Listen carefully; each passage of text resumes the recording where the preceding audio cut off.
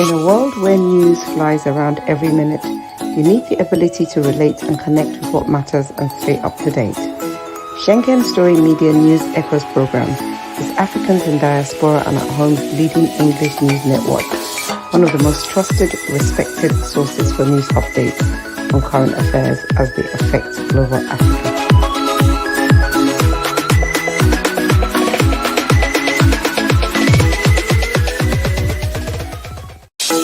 In a world where news flies around every minute, you need the ability to relate and connect with what matters and stay up to date. Schengen Story Media News Echoes program is Africans in diaspora and at home's leading English news network, one of the most trusted, respected sources for news updates on current affairs as they affect global Africa.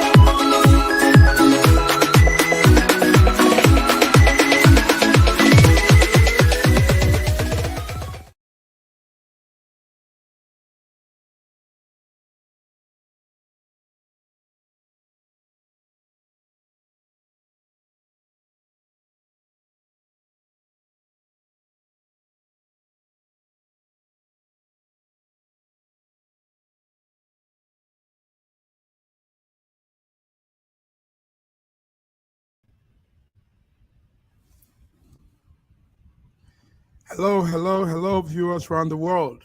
Good day to you.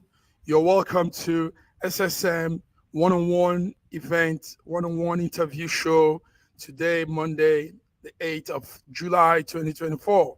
So, who's our one-on-one special guest?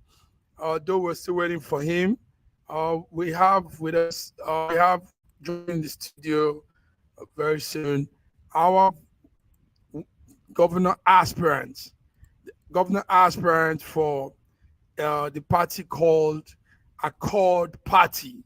Accord Party is a political party in Nigeria.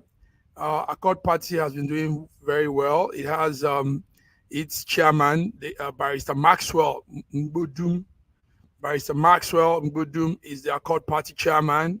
And Accord Party is also fielding his Edo State gubernatorial aspirants. That's the person we are interviewing this afternoon. Accord Party has been doing a lot in the forthcoming Edo State. Edo State will be having its election on the 21st of September 2024. Take note that Edo State is one of those states in Nigeria where you have what you call off-season elections, off-season election.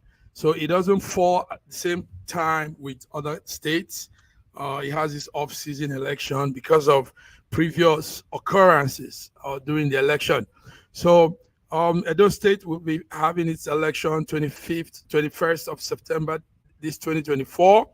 And Accord Party has its representative, the party candidate, Dr. Bright Enabulele. Dr. Bright Enabulele will be the Accord Party candidate.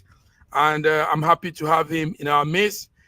Viewers, sit back, relax as we dive into discussion with an illustrious son of Edo State. That's the person of Dr. Bright Enabulele. Dr. Bright, you're welcome to One-on-One with you. Good day to you. Thank you. Thank you for having me on your show. Thank you. Yes, viewers, if you all remember, this is like a part 2 of what we had last time. Last time we had a similar show. It was awesome. We had good response. We had real-time response from people. And today, Edo State indigenes around the world, this is your son, the Accord Party candidate, Dr. Bright. Dr. Bright, how has it been with you? How has it been with you? It's been a blessing learning the process to understand the demands of our people in this very crucial time when Edo State is almost at a crossroad. So it's a beautiful learning process. We are all learning every day, but the key here is to be able to implement solutions that will take the people not just to the promised land, but give them what they're asking for the past 24 years. So I've been enjoying Nigeria. I had a good chance there. I had a process of looking at the entire local government from the north, south, and central. So it's a beautiful experience. Thank you. Beautiful experience. Yes, you truly need that sensitization, like they call it, acquainting yourself with your state and your people.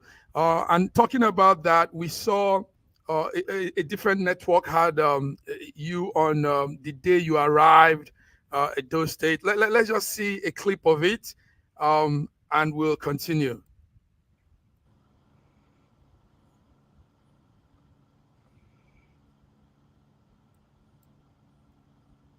Okay, excuse me. Beautiful. Yes. Okay. I think we're having issue with it running. Okay. Let's have it on this side. Beautiful. Yes. So viewers, what you're seeing is the Accord Party governorship candidate, Dr. Bright Enabulele, arriving in Benin City to prepare for his campaign, prepare to meet the people, the indigenes, those that will be voting for him come 21st of September 2024. And this is courtesy of ITV. We want to thank ITV for putting out this. So it's important, Dr. Bright, it's important that you did what you did, and you did it so well. We saw the video, we saw previous videos. Now let me ask you this. How have your reach been? How have your mobilization been? How have you been taking it to the grassroots, the voters at the grassroots indigene? How has it been, Dr. Bright? My honest opinion is the people of Edo State, they want new leadership. Mm. They want new management. Okay. They are not looking for someone that will come and talk about problem in Osadebe House. They are looking for someone not only solve the problem, but have implementation to the solution. Okay. So the people are just looking at beyond party line and saying, look, for the past 24 years, we have given all these major parties a chance to direct our future. Because democracy is an ultimate power vested on the people to select the leaders that will guide them. It's like driving a car. But for the past 24 years, it looked like a one-party system where people are alternating power, running a democracy of the few. And the people look at say, well, wow, where's the reason for us to vote? I went to some part of Edo State, like Edo North, Akoko, Edo Auchi. I Mm-hmm. was hearing the people chanting, if it's not in Enabulele, we are not even going to the poll to vote. We're not going to vote. What is the reason that at the end of the day, people don't have, most of these parties don't have principles anymore? If you've been Mm-hmm. watching the election in those states, you've been carpeting, people jumping from one party to the other, it becomes like a business. And no one has a policy or a business plan, to be precise, a manifesto that will actually address the problem of the people. And for me, I've been around, I traveled not only to the central part of Edo State, I also went to the northern part. I'm from the south Edo, I'm a Guinea man. And for me, it's one Edo state. There's no separation. If you look at our population have increased drastically, almost 8 Mm-hmm. million, according to the data of Edo.gov, edostate.gov, almost 8 million. So we're increasing drastically. And they know we are one of the largest city, fourth largest city in Nigeria. Yeah. So for me, I just see that when I look at the entire candidates running from different opposition, I'm not here to run a politics of redress. I haven't seen anyone that actually understand the complexity of the land. Mm-hmm. Everybody's just looking at business. They're taking our state like a business, protecting their own personal interest. Interest. The Okay. people have been asking for very simple thing for the past 24 years. Social issues, water, power, and good roads. And we have had oppositions lead the state. They were not able to address this issue. Various people today that are on this ballots running, My contestants and all of them have actually have opportunity to be in a government position, but they have not have a solution to this problem. So one thing I realize is that we don't have honest people in our government. So when you have a bunch of liars leading the people, what do you expect to happen? To answer your questions, people are more now looking for a character, a good man to lead them, other than Mm. party affiliation. I've had Other than people tell me, Dr. Enabulele, we will go wherever you go. okay. We want a good man, beyond Mm-hmm. academia. We want a great thinker that Mm-hmm. would navigate the complexity of our land for our states. Mm-hmm. But we are tired of people bypassing social issues. If you neglect social issues, you also neglect critical infrastructure. So my campaign is getting deeper and deeper. We have almost less than 60 days to the election. Yes. And I know and I believe the government will change hands because the voice of the people is unstoppable. There's an echo of change going around at those states. So I'm happy to be on the race and that the people now realizing the power of democracy, that the power is vested on the people, not on the government. So hopefully this election, people will exercise their right carefully. Thank you. Well said, Dr. Bright. Well said. The last time you were here, but before we go on, Dr. Bright, I'm here with my co-host. She also works for the network, and that's Fiona Akanu from London, UK. Fiona, you're welcome to 101. Me and you, 101, facing Dr. Bright. Yes, say something to him. Thank you so much, Mr. Massive Mac. Dr. Bright, it's a pleasure to meet you. Apologies, I had some issues with my tech, but I think we're good to go. So I'm looking forward to the conversation. So it's a pleasure Thank to you. meet Pleasure to have you too. Welcome, Fiona. Welcome. you. Thank you. Thank you so much. Welcome, welcome, Fiona. Dr. Bright, the last time we spoke, I brought an angle to you. I said, "What's your plan with the Edos in the diaspora?" You see, Edo State is one state in Nigeria that has more diasporans. I don't know if you've checked the numbers, but we have done it here in the studio, and we see more Edolites scattered around Europe, South America, even up to Australia. Now, one thing about that is these are those in diaspora affect, they influence their people back home, they influence their families. Take note, they help the family, they support the family economically, financially. So, what's your plan on also getting those in diaspora involved in what in your campaign, and also to influence somehow their people on that day of election? Do you have that plan going on? Of course. Thank you so much for that question. For me, I believe only diaspora can empower and change Africa. A lot of brain banks all over the world, and there's a sense of urgency that a lot of them want to come back home, Hmm. but the place is not conducive for them. So they are looking for leaders that will guide them. If we're all honest with ourselves, the diaspora understand the problem more than the people on ground because they complain more than anybody. Because they go home, they visit their families, and they say, well, the problem is never ending. They are looking for a stable government. I told them 20% of my government will be diaspora. You don't understand, collective ideas are very important in leadership. The problem we're having today in Edo State is not just academia. We are looking for someone that understands the complexity of the land because we are bordered by different ethnic groups, and 80% of them are talking about it's Edo Central, it's time for the Asans, it's time for the Edo Central, Edo North, Edo South to rule. I told them, well, I cannot prioritize ethnicity over competency, reliability, and trust. At this crucial time in Edo, you see the news everywhere. We're on the crossroad. And most of these leaders on this platform with me has no clue what they're going to do. All they're looking around is, well, they think Asadibe House is a place to go and listen to problems. It's not a place to listen to problems. It's a place to solve problems. The people elect leaders for one reason. That's what democracy is all about. It's ultimate power vested on the people to choose someone that can be able to listen to their problems, not only listen and solve their problems. At the same time, establish a rule of law that will protect them.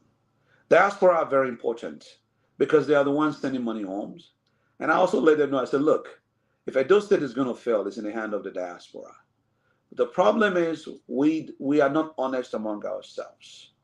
We are carried away. We are running a democracy, a money democracy. Money is very important. But at the end of the day, when we party like me, Accord Party came on board, I did not come until this to say I'm not a regular politician. I'm a technocrat. I'm only volunteering to come to Edo State and say, look, it's enough is enough. Uh, we are tired of thinking that this party system, APC, PDP, Labour, I'm not here to call names. At the end of the day, if you look at news every day, since the primaries, no one has actually come on air and say, this is what I'm going to do for the Edo people. All we hear is one man jumping from one party to the other, running from one party. And these parties were established for many reasons, to be able to defend their own constitutions, because everybody has an idea. But today, it's one party system. So for me, I disagree what's going on in Edo State. I am not happy with the situation on the ground. Since the inception of modern day democracy, you go to Edo State today, we can't even address an issue of good roads for the past 24 years. The diasporas are all complaining, but when it's time to show their power, they are leaning on someone that will put money in the people's pocket. So they have a crucial role to play. But if they're honest among themselves, they understand that Edo State is a big problem. I have been around, traveled around the world 3 decades. I understand that when the people need light, give them light. When they need water, give them water. When they need good roads, because it's very important for logistic. If you want to go to your farm, you want to bring transportation, these are part of economic growth. If you cannot address social issues, how can you address critical infrastructure? So let's look at stage to stage. I'm not going to be talking about skyscraper when we don't even have roads in our rural areas. So the people understand the problem of our land. APC have got their chance. PDP have got their chance. So what are we asking for? Give alternative. Allow someone that's knowledgeable to sit on the Osadibe house, that have traveled around the world, they have never had uninterrupted power supply. You sit there in London there, when you're running politics in London, you're not going to talk about water and power because those are necessity in the land. But in Nigeria and Africa, we are still looking at things of 100 years ago. And I look at them and say, how have we misplaced our priority? What are we actually campaigning for? Nobody's going to come to your state if there's no clean water. Tourism is going to be affected. Nobody's going to come to your state when there's no good roads. I traveled to Ekboma. There's no road. People say it's federal. What do you have to do with federal? The federal government don't run that road. The indigenous that run that road. I traveled to Auchiro, same problem. I traveled to Warri Sapele Road. I took my time, I went around the state and I had a conclusion. I said, these people are not ready to govern our people. That's why I took up this challenge among myself. That diasporas are all watching around the globe. When you hear about diaspora, all they care about is APC, PDP. Oh, are you APC? Are you a PDP? I said, look, the problem in Edo State is beyond party line. Okay? We must look at a man with humanity, a man of good character. No, believe me, they're all educated. But you cannot give what you don't have. They don't understand that leadership is beyond classroom. Okay? You must be your brother's keeper. Edo State need a good man, a leader that will come back and remanage the state. I'm not saying Obaseki is not doing very well. There are areas that he has done so well, and there are areas that we will pick up from there. But I know in 2024 September, Edo State government will change hands, and we are positioned from day one, even though we are not the ruling party now. But at the end of the day, I know that if you have a good leaders that will bring the people together, that address the issues of the people, not just social issues. We're talking about healthcare, educations, early childhood educations for our people, equality for all. When I went into this race, when in your first interview you had with me, I Yes. told them I'm championing the 41 years that was abandoned Abu Salih manifesto that was Yes. never completed. And there was no segregation. Abu Salih Mhm. says equality for all, free education. I was a beneficiary of that Of that system. manifesto. Okay. Fantastic. Um, Okay. Yes. Thank you can very I? much. Yeah. Yeah. Fiona, come in. Go ahead, Yeah, Fiona. I just want to jump in. So it's a pleasure to meet you, sir. I mean, I've been doing a bit of a deep dive into, what has been said on your website, and what you really want to bring to the people of Edo State. I'm not from the Edo State. I'm actually from Delta State, but I have a very close affiliation with your state because, of course, University of Benin is there, and I have a horde of people that have passed through the university, and a lot of links still in the town. So it's really a pleasure to be here today. One of the things that you mentioned was civic education.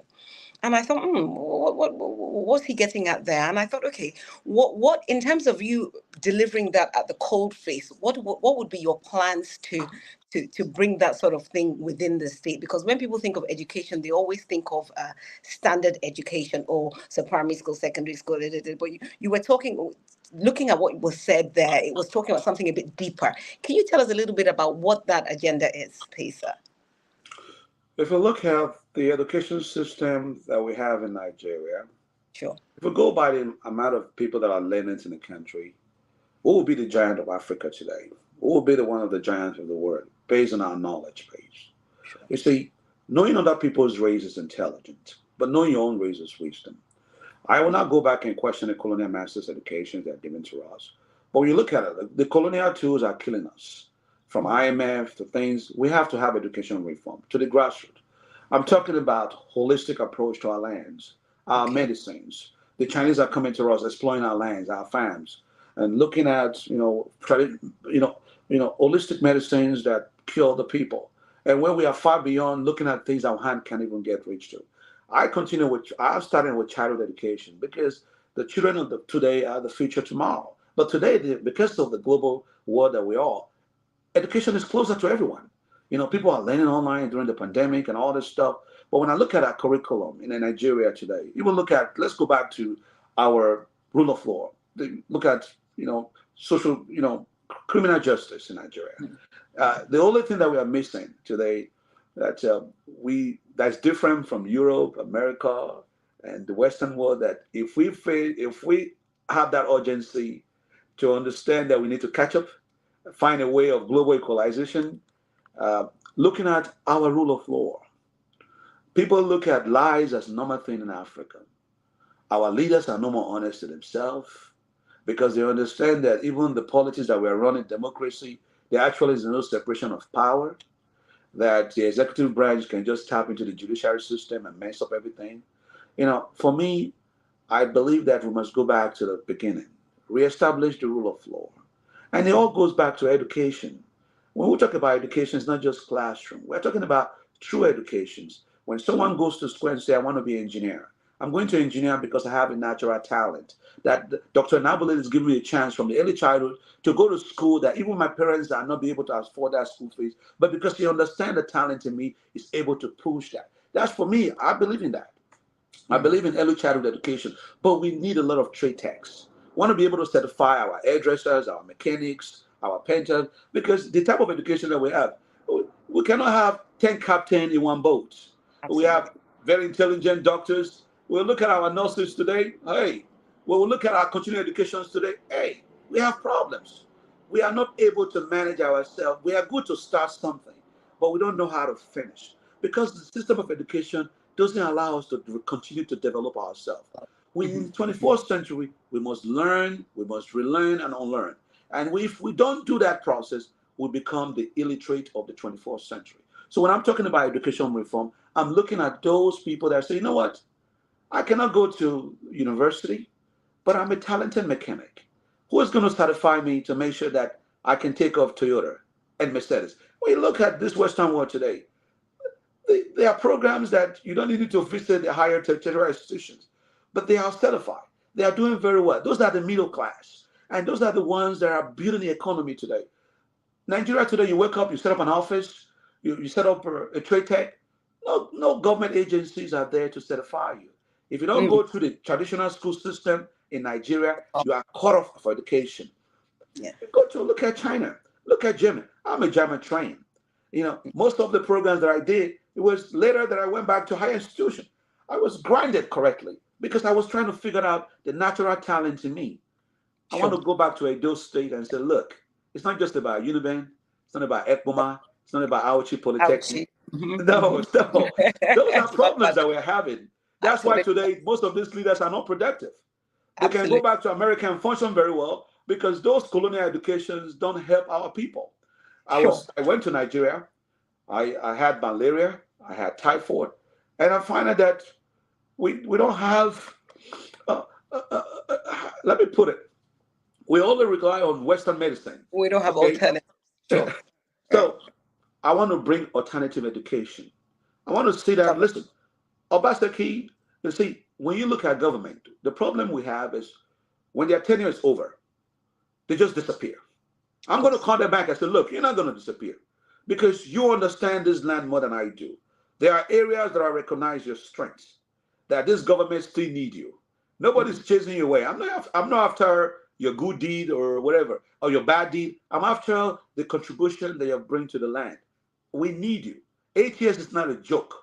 You have Mm. traveled around. Maybe there are certain things you have put down. You need a government, a transition government that will continue where you stop. This is that kind of leadership that we're looking for. Okay. Not just Thank go back again and start from the scratch. 4 years is you. not enough to do a lot of stuff. Nigeria, thank God we are not at war. That Mm. we can still continue. To answer your question, we're going to have education reform. Thank you so much, sir. I really appreciate that. Thank you so much because I was really interested in what that really would look like going forward. Because, as you rightly said, other countries, vocational qualification is really important. And we are very fixated on the orthodox way of, oh, well, you must go to university, you must get a first, you must do all these things. And really, at the end of it, they're not employable because they don't really have a proper skill set. So that's really amazing. But on from that though, so will we be expecting to see the Oduwacoin become part of the Edo State government? Are we going to be expecting to see the blockchain being a big part of what we're doing? Because this is mega in the world, and with what your company has been doing since 2019, 2018, can we expect to see that kind of reflected somewhere within Edo State? Well, uh, there are two reasons I went into this race. Two reasons. Go ahead. I did not like the directions we are going. If we continue like this, it's going to be anarchy. Fair. Our states, uh, I have championed a lot of innovations around the world. So I must practice what I preach. For sure, we're going to have a lot of tech hubs. I want to make sure that at those states, our youths are empowered. We are going from the world of artificial intelligence. We are going to come up with a lot of cutting edge technology to reduce wasteful spending in our government, mismanagement of funds. I want to take those funds and go back to public services because I know everybody are not able to. We all know all fingers are not equal, and it happens in our Absolutely. daily life. Mm, mm. I look at our agriculture. I traveled. I see a lot of abandoned vast lands. I want to be able to establish food banks, and we all need technology that we're able to make sure that there's no human interference, and that's what blockchain is all about. I'm going to bring blockchain to to our agriculture, to our government, to our education. And those state is going to champion because this is my field, and I Absolutely. know that this field is not only going to cut across the door, but across the entire Africa and Nigeria. Sure. Because at the end of the day, we all want good things. The federal government are looking for a way to bring revenue. And I think blockchains will be number one. Go and look at what's going on in El Salvador. Most people are still very new in that space. Mhm. 5% and now 7% of the world population interact with those cryptocurrency Right. blockchain. The space is very new. Anyone can dominate that space. My question is why not Edo?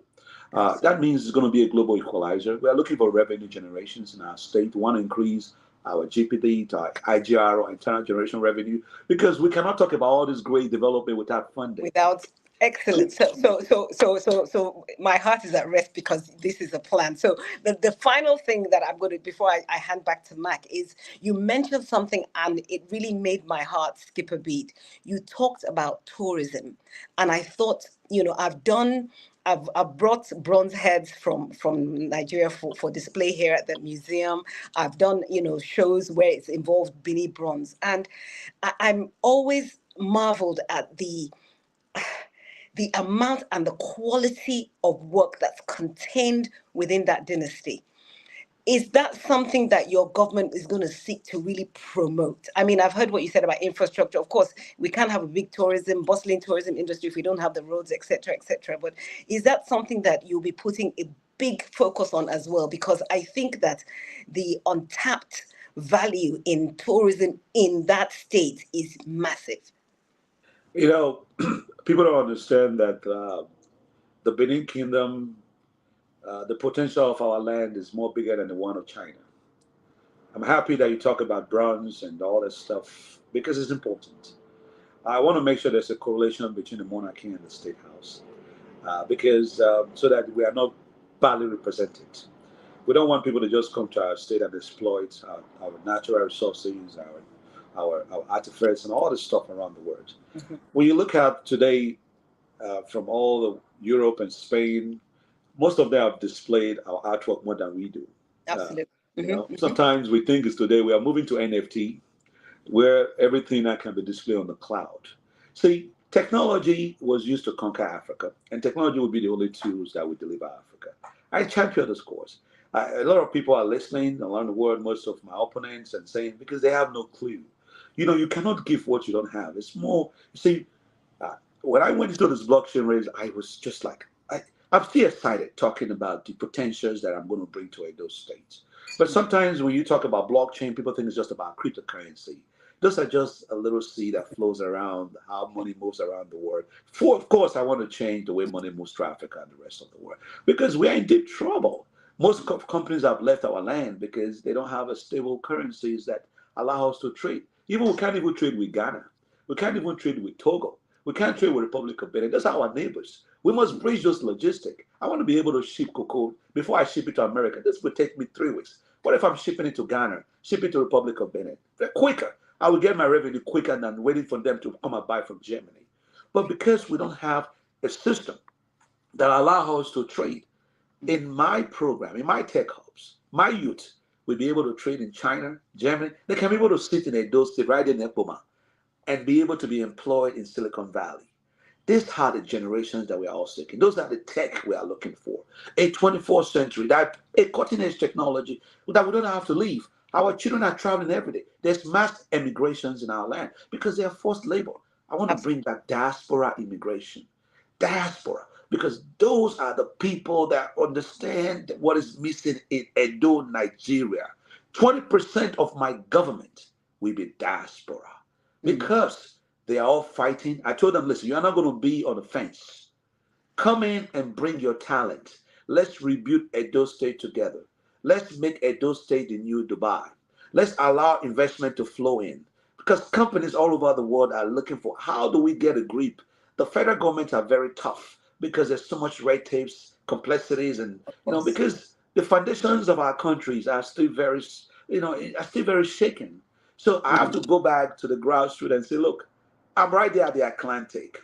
Let me open up my seaport so that we can create jobs between Port Harcourt and Lagos. And those things was very strategic when it comes to the slave trade. They have taken a lot of our human power away. I want to bring back people from Caribbean, people from Antigua, St. Lucia, because they are saying, look, there's a cry for the ancestral motherland, the people of the formerly enslaved. We are not waiting for the missionaries anymore from Germany, from London, because they will not change Africa.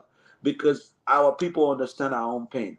They will come back with me and work with me. And they are waiting. They are waiting for someone that understands what they are looking for. I will make Edo State the first diaspora state in Africa. And it's not a goal because I'm not saying it's going to be an easy task for me. I'm not saying it. But when you look at the outcry around the world today, all these West African countries, the way the diaspora are flowing and resettling, even in Ghana, we champion the movement, the resettling of Ghana and Cape Coast, the Wakanda One State. We champion that. Why can't I do it in those states? I'm a Pan-Africanist, and I would die Pan-African. I have my racial pride. I'm not worried about that. But I said, if we can have the right technology, the right infrastructures to empower our youth, so that the crime rate will be low. Take down insecurity in our land. Allow foreign companies to come. I'm not even talking about the minerals in our land, the infrastructures, the oil, gas. No, no, no. That's not concerned. Let's talk about technology alone. Let's look at Western world. All their incomes, it's all about telecommunication, technology. And blockchain is the future, in which I am a pioneer. I will make sure that Edo State becomes the tech hub of Nigeria. And I understand that I'm not going to talk about it without getting to Osadebe House. So now is the roadmap to Osadebe. Osadebe House. How Absolutely. how do I get to how do I get to Thank you very much, Dr. Bright. Dr. Bright, you've intelligently, in a very, very funny way, really sent out message, and we're getting some feedback from the viewers. There's Charles Digitals 022 says, we are here for you. I'm reaching you from America. I'm giving 100% assurance. I don't know what he's trying to say. So Charles is writing, our viewers, you are tuned into our one-on-one SSM one-on-one with Accord Party Governor candidate, Dr. Bright Enabulele. And Dr. Bright, you had that motto. There was this concept you brought out that we liked. We talked about the last time. Let the people lead, you said, for robust representation, for empowerment of the youth, skill acquisition for men and women. Beautiful slogan, beautiful plan. But Dr. Bright, the grassroots is the key. Most governments don't really look into the citizens at the depth, the bottom of society. And that's actually the fabrics of the society, you know. So what's your plan for the ordinary man that doesn't understand some of this big talk, the blockchain, the da. You know, all he wants is go to his farm, weed his crop, bring food home, send his son and his children to school. How do you get them along? How do you carry them along in this? You know, our people are just victim of ignorance. Mm.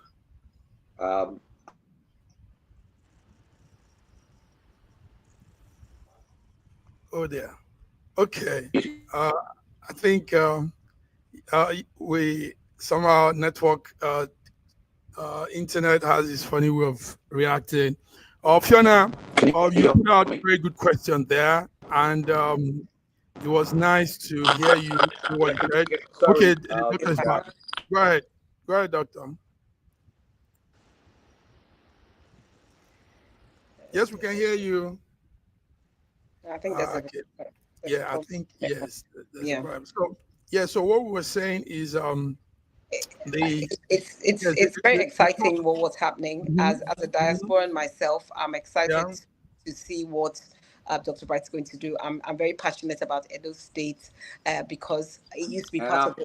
Can you hear me now? Yes, we can. Yes, we can. You're welcome. Go ahead. I have spoken to a lot of farmers. I have talked to a lot of teachers.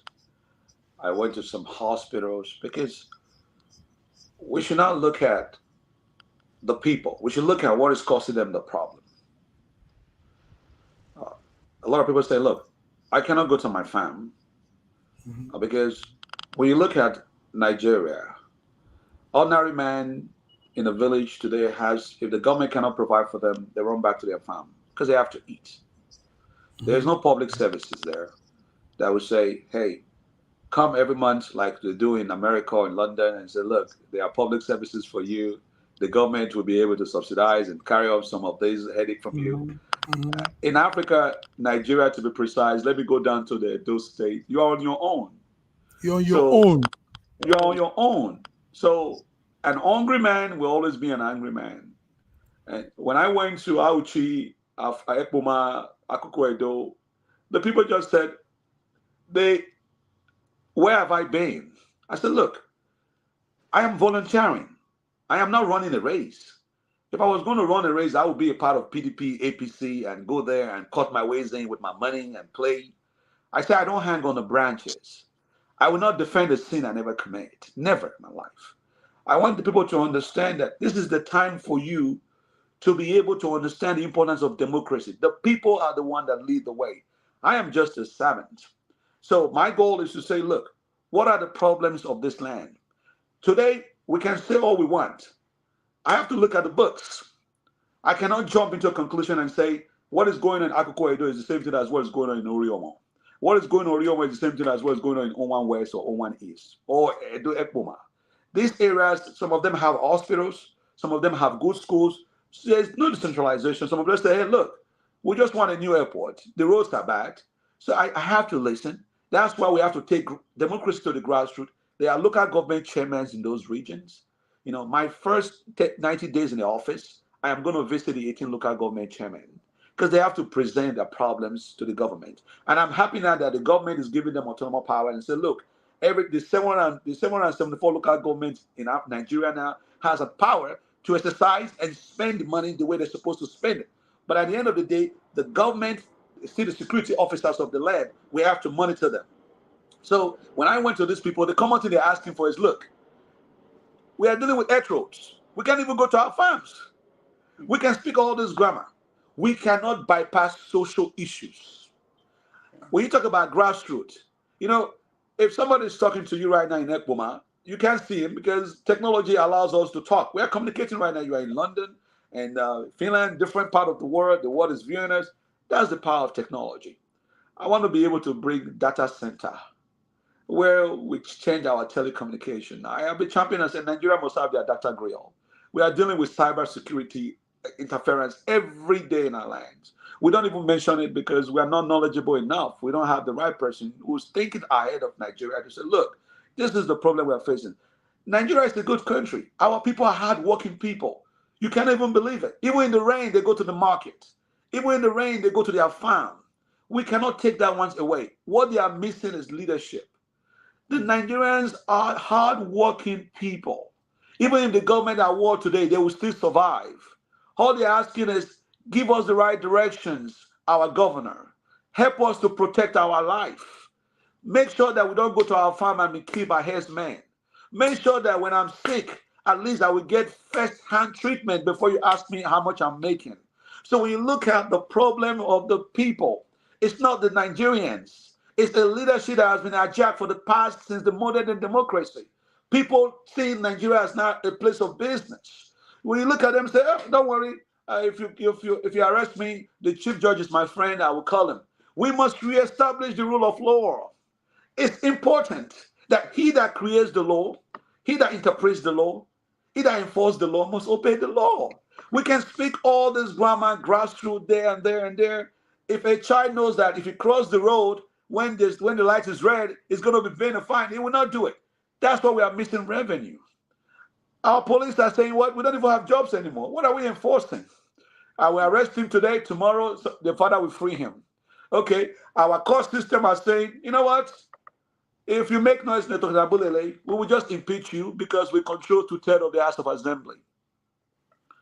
I will reestablish the rule of law in Edo State. What I'm saying, let me use one word. I will disarm Edo State in 90 days. I will remove the vigilante teams that are creating problems with us, having these illegal guns in our land. People don't want to hear it. People are scared to go to their farms. We are having food shortage in Nigeria. We have lands. We have agriculture. People don't want to address why. People are always saying, even in Edo North, Ekpoma Rice, Abakaliki, all these places, people are complaining. They don't even have government helping them with called microfinancing. I've had people say, look, we only need 200,000 naira to just go and plant our cassava. In 90 days, we harvested hybrid cassava. So we have to start looking at how do we increase our food. If people are hungry, they don't care about what we are saying. Sure. Because look at Ukraine. Nigeria said we are bringing grains to plant in a land that you can put rice and the rice will grow on its own. Are we losing our mind? Are we so advanced to forget simple things? I will not focus on complex things if I cannot do simple things. I have to take the state from the primary level. Because at this stage that we are right now, we're on the crossroad. Even the governor that is living is saying, God, let me just disappear from here. Because these people come and take it, PDP. But the question here is, the foundation of our democracy is very bad. Because we have failed to reestablish the rule of No. And Let me ask you a question. yes, Wait. I saw the marketplace. The ordinary man, I'm a product. My mother was a trader. I used to come from school, go support my mom. I learned my arithmetics by counting money because it was just the options of life. And today that helped me. 90% of people in Africa and Nigeria are traders. We can go to self-help if we want. But if you go to Edo today, there's no secure marketplace for them to trade. Mm-hmm. The Okay. government have monopolized everything. The people are saying, even the farms, we are being chased by cattle herdsmen. Our land is being taken away from us. Let's allow the people. Let's bring them back. Let's prioritize human rights over civil rights. Let's be our brother's keeper. That's the reason I tell you, Edo State doesn't need academia. Yes, they need someone, great thinker, a good man with character.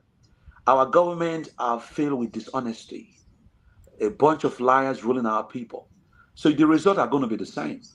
All they are thinking is, protect me, I'm leaving, so that the EFCC will not carry me. Of course. Listen, Thank you. Thank you so much, Dr. Bright. It's been an yes. absolute pleasure.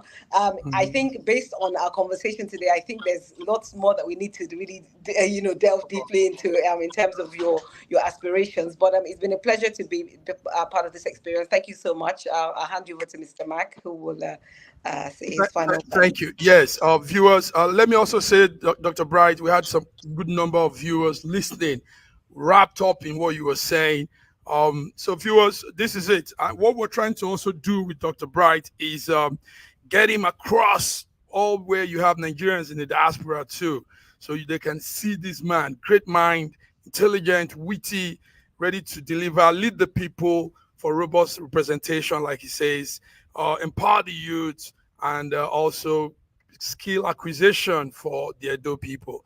Dr. Bright, I want to say one thing. Yeah, go ahead. Go ahead. The viewers that are watching, the Edo State are tired of mediocres. Okay. There's a wind of change blowing. Okay. And I'm telling them that I am the man that is free to do the job for the people. So I'm volunteering, and I'm letting them know that I will be the next governor of Edo State. So if there's not going to be segregation. Okay. If you are educated, you have a role to play in our government. Start polishing your resume, your CV. Get ready, because we want to put the best of the brain. And if you're in diaspora, 20%, I repeat, of my cabinet will be diaspora. Because I believe diasporas are the only one that can rebuild Africa. So if you're in diaspora listening to me and you are from Edo State, you are in neighboring states, because it's one Nigeria. I want intelligence, I want advisors, because governments are not just a single-minded man sitting on the office. We are not running the tyrant government, autonomous power, where it says my word is finer. No, it's a collective idea, because every day we learn, and our planet is changing every day. We're going to carbon credit, we're going to green energy, so we have to prepare for these changes.